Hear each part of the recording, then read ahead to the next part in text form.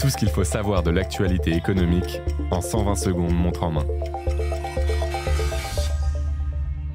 Les premiers avis de taxes foncières arrivent. C'est à partir de ce jeudi que les propriétaires vont savoir combien va leur coûter cet impôt local. En 2024, la taxe foncière s'élevait à 1 826 € en moyenne. Mauvaise nouvelle, elle va augmenter en 2025, mais son montant varie selon les communes. En Seine-Saint-Denis, la facture dépassait les 3 600 € l'an dernier.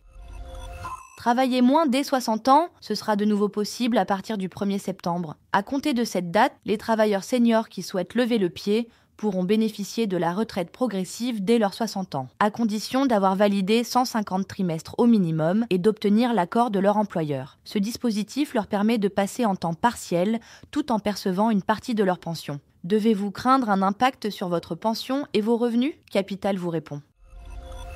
Rentrée chargée pour les automobilistes. Plusieurs dispositifs les concernant vont évoluer cet automne à l'image du malus écologique. Dès janvier 2026, le seuil de déclenchement du malus sera abaissé, faisant passer des milliers de propriétaires de voitures à la caisse. Autre nouveauté, le leasing social est bien reconduit, mais le montant maximal de l'aide diminue. Et le nombre de bénéficiaires sera également limité à 50 000 personnes.